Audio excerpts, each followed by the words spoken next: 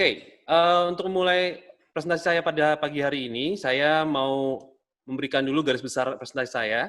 Ada 3 bagian. Yang pertama adalah pendahuluan atau review singkat. Saya akan mendasari presentasi saya pada presentasi teman-teman sabda yang lain. Yang pertama adalah tentang DQ, Digital Quotient, yang juga akan tersambung dengan Christian Digital Quotient atau Biblical Digital Quotient. Kemudian saya juga akan membahas tentang Rethinking 21st Century Discipleship yang kemarin dibawakan oleh Ibu Julia. Dan juga saya akan meloncat lebih jauh ke belakang sedikit tentang gereja yang terbuka atau WIFE dan WIFE. Dan kemudian saya akan dari situ akan masuk kepada pembahasan tentang misi plus gereja pada era digital dan kemudian akan penutup. Ya, tanpa basa-basi, saya akan masuk pada pendahuluan. Jadi kemarin hari Selasa, hari Rabu kita sudah belajar tentang digital quotient. Secara singkat, digital quotient dalam artian sekuler adalah kebutuhan utama identitas budaya manusia pada zaman ini. Mengapa? Karena segala sesuatu yang kita hadapi sekarang ini, dunia maya maupun dunia nyata tergabung dalam satu kehidupan yang disebut dengan dunia digital. Dan kalau kita tidak punya yang namanya digital quotient, kita akan kesulitan sekali untuk bernavigasi atau hidup di dalamnya. Nah, digital quotient adalah gabungan antara kecerdasan, yaitu literasi, bisa menggunakan alat-alat itu, dan kedewasaan dalam menggunakannya di dunia digital. Jadi ada hikmat, ada juga security, ada juga bagaimana memperlakukan orang lain di dalam dunia digital. Itu juga termasuk dalam DQ. Ya, pada hari berikutnya kita juga belajar tentang Christian atau Biblical Digital Quotient yang dibawakan oleh Ibu Evi. Di pemaparan beliau, kita melihat bahwa nilai-nilai yang dimiliki dunia, IQ, EQ, SQ, bahkan DQ, yang dimiliki seorang Kristen itu bukan berasal dari dunia, bukan berasal dari dirinya sendiri, tetapi berasal dari Allah, dan itu merupakan anugerah untuk kepentingan Allah sendiri. Jadi, segala sesuatu yang kita dapatkan, yang kita miliki untuk bernavigasi, untuk hidup, untuk beroperasi dalam dunia digital, itu harus kembali kepada Allah. Dalam Christian Digital Quotient adalah keharusan seorang Kristen untuk mempunyai kedewasaan, mempunyai kecerdasan. Kenapa? Karena kita dituntut juga untuk melayani Tuhan di dunia digital ini. Kita nggak mungkin bisa melayani dengan efektif kalau kita tidak punya yang namanya CDQ ini.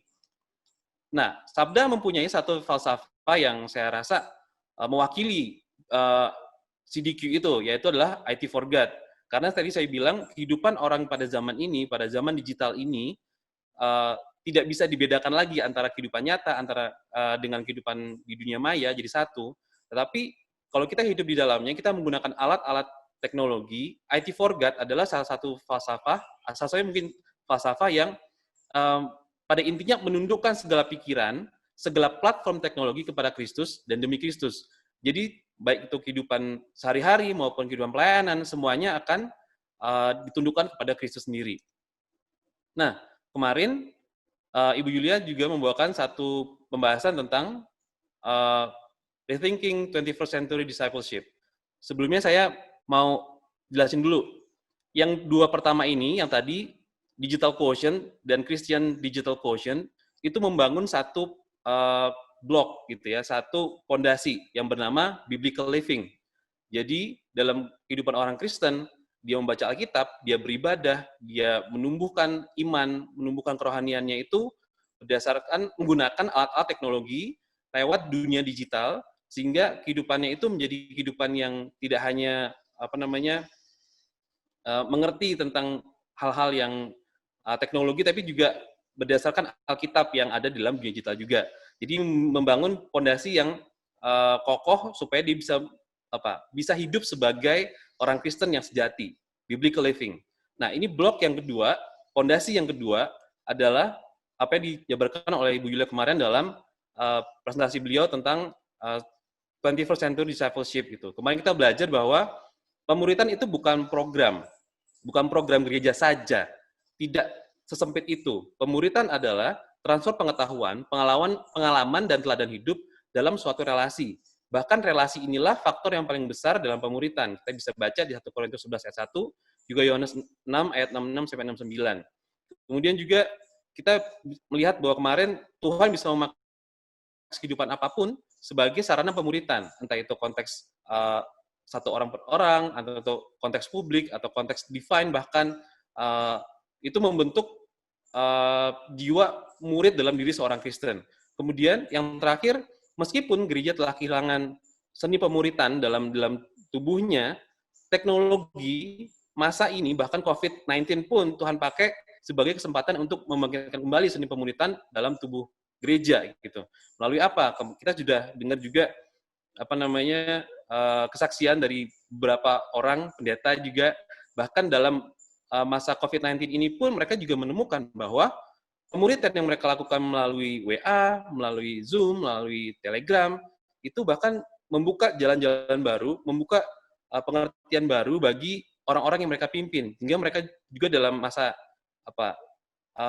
karantina atau terisolasi pun mereka bertumbuh di dalam teknologi pada digital, tidak takut untuk mengambil kesempatan untuk melihat keluar dan terbuka. Yang kedua, entrepreneurial dan eksternal, itu kita bicara tentang keberanian untuk mengambil risiko dan juga untuk melihat keluar, tidak hanya ke dalam. Kemudian regenerasi, terus belajar, tidak hanya melihat bahwa kita melakukan pelayanan di dunia nyata, tapi di dunia yang dari ujung jari pun kita bisa melakukannya.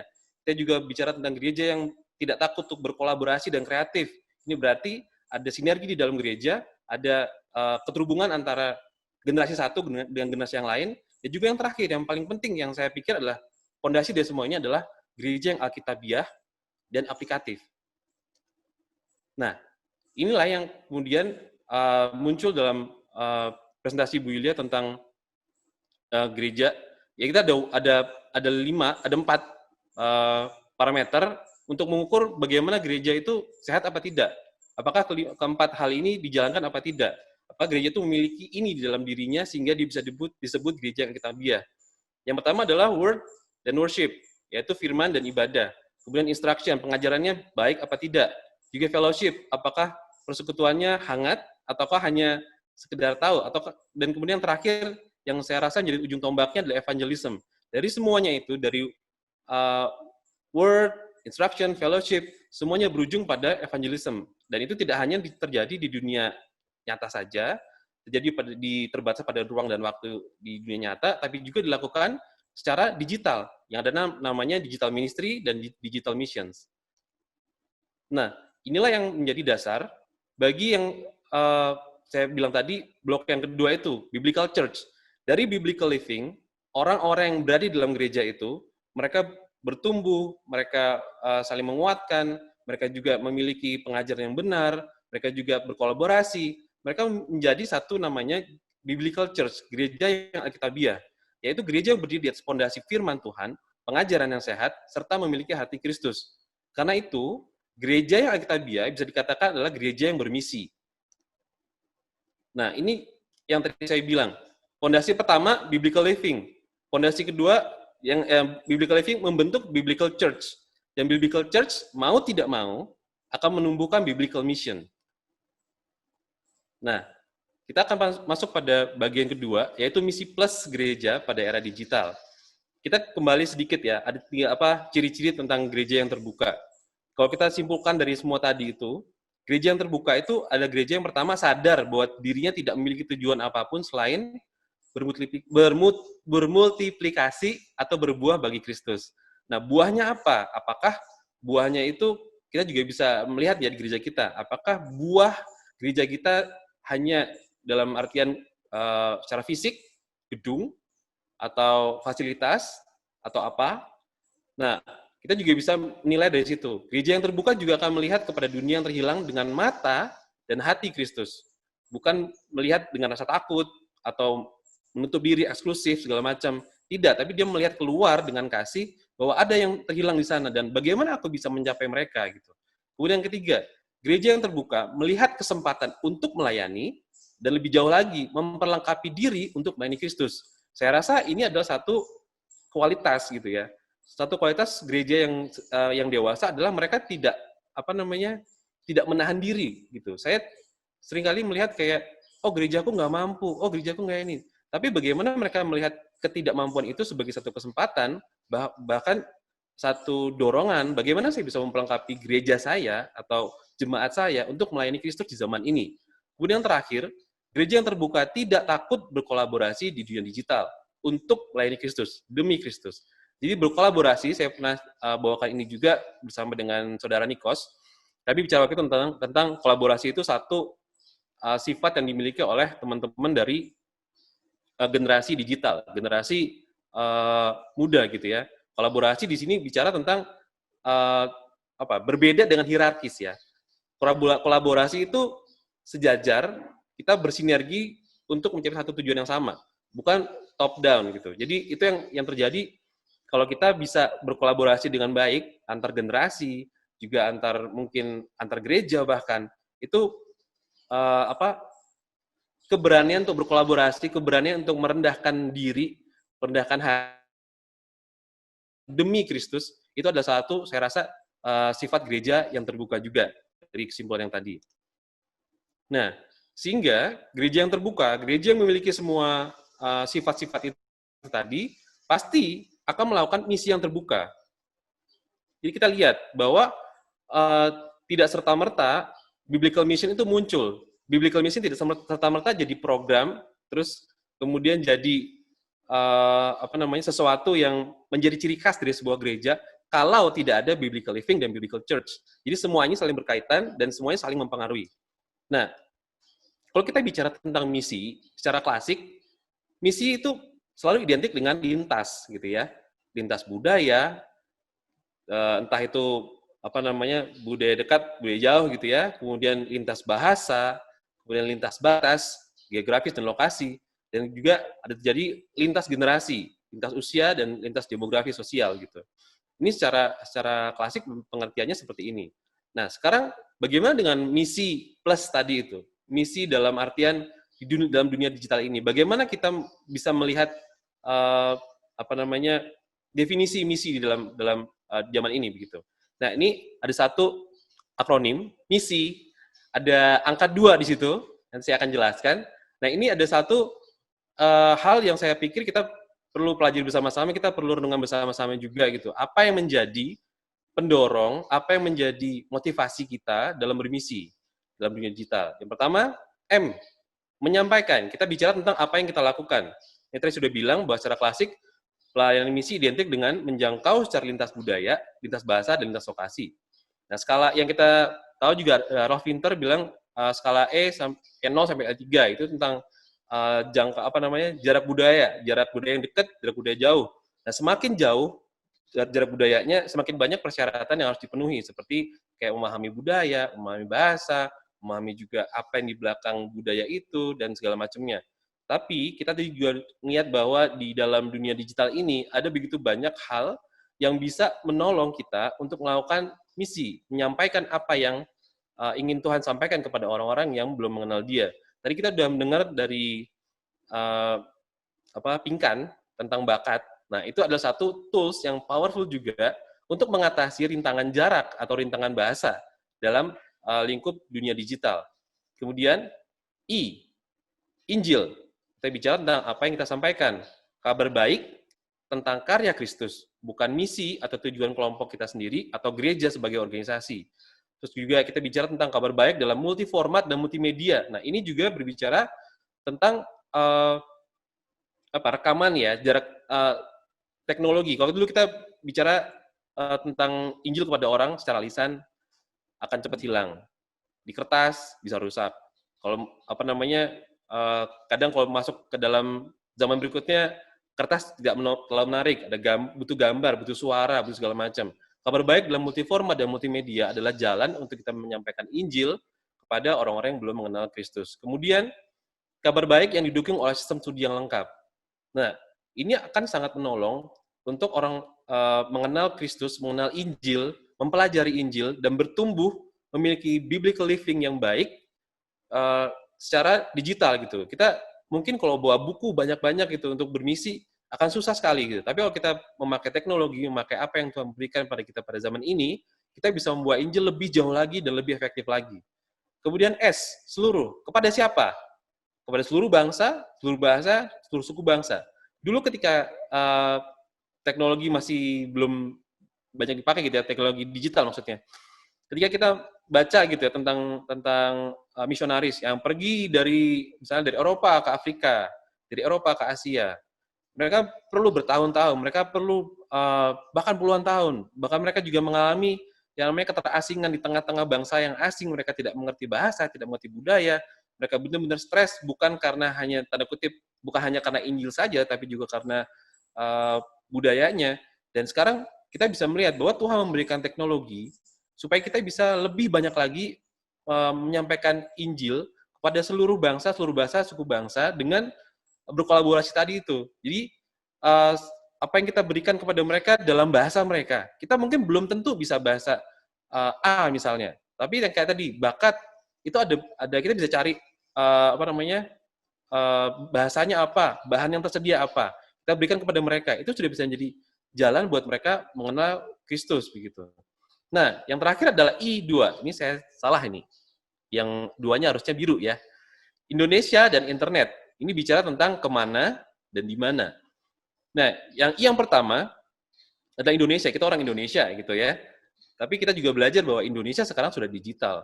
Dan segala macam hal yang bisa kita bagikan di digital, di dunia digital, itu bisa diakses dimanapun apa namanya jaringan itu ada. Dan saya udah bilang juga waktu itu di presentasi saya yang sebelumnya bahwa Indonesia tahun 2020 pengguna internetnya membludak lebih daripada yang diperkirakan pada tahun 2018 gitu.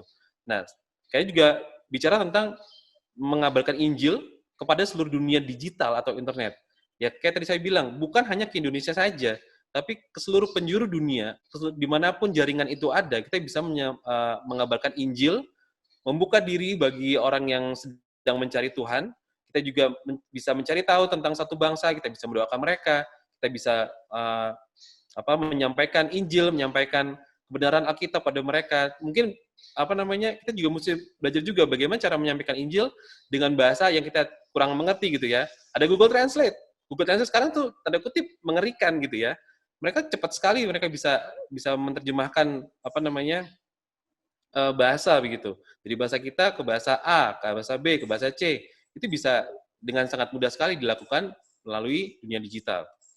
Nah, inilah yang tadi kita sudah lihat bersama-sama. Misi adalah menyampaikan Injil ke seluruh Indonesia dan internet atau dunia digital. Nah, di Sabda, kami punya yang namanya emisi. Sudah 20 tahun ini berdiri dan ini berjalan gitu ya, pelayanan ini, di bidang pelayanan ini. Jadi, fokusnya sejak 20 tahun lalu, Sabda sudah mikir tentang misi digital. Mengapa? Karena dari satu platform ini kita bisa memperlengkapi, kita bisa mengajar, kita juga bisa menolong orang-orang yang butuh untuk menyampaikan Injil, mereka diperlengkapi, mereka bisa pergi keluar, dan juga kami dalam ekosistemnya emisi memiliki publikasi, situs, artikel, berita, doa tadi ya dipaparkan oleh teman-teman di 1 menit tadi, komunitas, diskusi, dan kemitraan. Ini adalah satu hal yang agak sulit kayaknya dilakukan kalau tidak berfokus pada digital. Jadi emisi adalah misi yang cocok bagi zaman digital ini. Nah, mungkin ada yang bertanya gitu bahwa bagaimana dengan misi yang sekarang gitu ya. Saya juga sempat cari tahu gitu. Tapi kalau kita tadi bicara bahwa kehidupan pada era digital ini tidak memisahkan lagi antara dunia nyata dengan dunia maya. Begitu juga dengan fokus misi digital kita gitu. Ada dunia digital. Apapun yang terjadi di dunia digital, pasti ada kaitannya dengan di dunia nyata. Kemudian kita juga dalam fokus ini bisa melihat bahwa fokusnya adalah dunia nyata dan dunia maya. Kemudian fokus yang kedua adalah generasi digital, yang sekarang adalah ladang terbesar. Bapak, Ibu, Saudara, anak-anak remaja, seringkali saya juga pernah bilang ini, itu mereka di gereja tidak kurang diakomodir, mereka tidak dibina, mereka susah kayaknya untuk ditarik kembali untuk gereja. Tetapi kalau kita melihat dari sudut pandang misi, mereka tanda kutip, mereka adalah orang-orang yang tidak terjangkau, belum terjangkau gitu. Dan misi digital adalah salah satu cara untuk menjangkau mereka di dunia digital. Mereka ada di mana? Mereka ada di medsos. Mereka ada di mana? Mereka ada di dunia gaming. Mereka ada di mana? Mereka ada komunitas-komunitas digital. Nah, disitulah kita bisa memakai misi digital ini untuk menjangkau mereka bagi Kristus. Kemudian, misi secara klasik plus alat digital. Ini tadi bicara tentang yaitu misi yang dilakukan di dunia nyata, tetapi diperlengkapi dengan alat-alat, sumber daya, dan komunitas yang bersifat digital. Mengapa? Karena ketika kita ingin misalnya, ingin mengetahui satu suku bangsa tentang bahasa mereka, berapa banyak presentasi orang percaya, apa yang mereka hadapi, apa yang mereka tekanan-tekanan apa yang mereka hadapi begitu ya. Kita kayaknya sulit banget gitu kalau kita nggak punya resource digital ini bisa dipakai untuk kita mengabarkan Injil kepada mereka. Oke, saya kembali lagi ke sini. Fokus misi digital juga bicara tentang HP. Bapak Ibu, ini adalah salah satu cara yang sering dipakai untuk tools yang dipakai untuk mengabarkan Injil gitu ya. Karena dalam HP kita, kayak tadi dulu sudah dibilang sama Ibu Evi, saya ingat, itu dan Ibu Julia juga pernah bilang bahwa kita dulu punya tools yang begitu banyak gitu ya, audio player, video player, kamera, terus juga bermacam-macam lah, juga untuk image presenter gitu segala macam. Nah itu adalah alat-alat yang sangat powerful untuk kita bisa mengabarkan Injil gitu ya. Kita bisa memakai ini untuk menonton film, terus juga bisa memakai ini untuk mendengarkan audio dalam bahasa suku misalnya, atau juga memakai ini untuk kayak tadi di bakat kita mencari tahu ketika kita duduk di samping seseorang, kita datang ke satu tempat misalnya, atau tempat A, kita duduk di bus, ada orang duduk sama kita ngobrol, dan kita, kayak logatnya kok kayak logat ini ya, gitu. Kita cari. Oh, ternyata ada, gitu. Mulailah percakapan di situ. Mulailah dalam bahasamu, ini seperti apa? Dalam bahasamu, itu seperti apa? Nah, itu adalah satu cara yang bisa kita pakai, yang sangat powerful untuk penginjilan, gitu. Nah, sebagai penutup, misi bagi kerja Tuhan tuh belum berakhir. Bahkan mungkin sekarang semakin sulit. Karena kita bukan lagi menginjil di satu dunia. Ada dua dunia. Ada dunia nyata dan dunia digital. Tapi, kayak saya bilang, tidak bisa dipisahkan keduanya itu. Namun, teknologi dan kedewasaan dalam mengelolanya, yaitu CDQ, adalah modal bagi gereja untuk memobilisasi, memperlengkapi, dan mengutus misionaris-misionaris digital yang cakap di era ini. Pertanyaannya, maukah kita menyingkirkan segala perbedaan dan ketakutan kita demi amanat agung? Maukah kita berkolaborasi? Maukah kita menerima pemikiran dari yang muda? Maukah kita belajar untuk dengan rendah hati menerima hikmat dari yang tua? Bapak Ibu Saudara, sebelum saya benar-benar akhiri presentasi saya, ini ada satu impian saya. Saya sama Nikos, kami adalah tim multimedia yang banyak mengolah, juga ada Mas Bio dan banyak lagi, mengolah video, mengolah gambar-gambar, mengolah audio, dan kebetulan saya dan Nikos, kami mengerjakan komik. Dan di belakang itu, kami melihat ada satu kerinduan sabda gitu, untuk menjangkau anak-anak muda. Mengapa anak muda? Karena anak muda adalah pewaris dari gereja yang ada sekarang ini. Mereka lah yang akan membawa gereja ke masa depan. Mereka yang disebut, kalau di sabda, Daniel Generation. Mereka adalah anak-anak yang digital. Mereka hidup di dunia digital. Mereka istilahnya begitu lahir, mereka bertemu dengan perangkat digital, mereka hidup dalamnya, mereka tidak panik ketika harus ada di rumah, lockdown. Mereka tidak panik dengan, aduh nggak bisa sekolah, nggak panik ketika nggak bisa kuliah. Mereka melakukannya sampai saat ini. Bahkan kemarin saya lihat ada tajuk berita gitu ya, 96% anak Indonesia masih sekolah di rumah. Dengan apa? Dengan teknologi, dengan digital. Kemudian yang kedua, anak-anak muda yang alkitabiah. Anak-anak muda yang berdiri di dalam kebenaran Alkitab. Mereka yang menghormati Alkitab. Dan dari mana mereka belajar itu? Dari generasi mereka yang sebelumnya, tentu saja. Kemudian, anak-anak muda yang nasionalis. Kita tidak hanya bicara tentang Indonesia. Tadi saya bilang ada dua kewarganegaraan. Negara dunia nyata sama dunia digital. Tapi satu lagi, ya adalah kerajaan Allah. Orang-orang yang nasionalis, orang-orang yang memandang kepentingan kerajaan Allah itu dinyatakan di dunia ini, itulah anak-anak muda yang saya rindukan. Kemudian anak-anak muda yang injili, mereka yang memandang Injil tidak hanya keep untuk diriku sendiri, tapi bagaimana dengan aku, dengan cara di zaman ini, dengan skill yang ada di zaman ini yang bisa aku pakai untuk menyatakan Injil kepada orang yang membutuhkan. Nah, anak-anak muda seperti itu yang dibutuhkan. Kemudian anak-anak muda yang excellent, anak-anak muda yang dipandang oleh dunia outstanding dalam skill, dalam kehidupan mereka sehari-hari, dalam cara mereka memperlakukan orang lain, mereka yang mempunyai standar yang tinggi, mereka punya selera yang baik, itu adalah orang-orang yang saya juga pikir akan sangat dibutuhkan oleh gereja untuk membawa gereja ke masa depan. Kemudian yang terakhir, anak-anak muda yang layak untuk melayani. Karena mereka dilayakkan. Mereka adalah bisa dibilang sebagai learning leaders. Mereka yang belajar dari generasi tua mereka bagaimana aku dengan kemampuan leadershipku, tapi aku tetap memiliki hati yang humble, hati yang tetap bisa diajar, hati yang mau belajar, hati yang mau melihat bahwa perubahan pasti terjadi dan aku ingin supaya dalam perubahan itu aku tetap bisa efektif dalam melayani Tuhan. Bapak Ibu Saudara, ini saya rasa mungkin tidak hanya impian saya aja gitu, tapi juga impian setiap gereja. Dan saya kembalikan kepada tadi pertanyaan, maukah kita dalam gereja kita merendahkan diri satu dengan yang lain, entah itu generasi muda, entah generasi tua, entah saya jabatan sebagai apa, ataukah saya anak muda, kita bisa melihat bahwa bukan ego saya, bukan jabatan saya, bukan kemudaan saya, bukan senioritas saya, tapi kita memandang kepada Kristus sebagai pemilik misi kita, sebagai pemilik tujuan gereja ini, dan menjadi pandu kita untuk membawa gereja ke masa depan. Ya, ini adalah satu kutipan Alkitab, Yohanes 4 ayat 35. Ini tentang waktu Tuhan Yesus setelah bicara dengan perempuan Samaria. Jadi waktu itu saya waktu baca ini kayak ngerasa ada satu hal yang benar-benar mengusik begitu ya. Ini bicara tentang misi juga. Tuhan Yesus bicara tentang kepada orang yang bukan Israel begitu.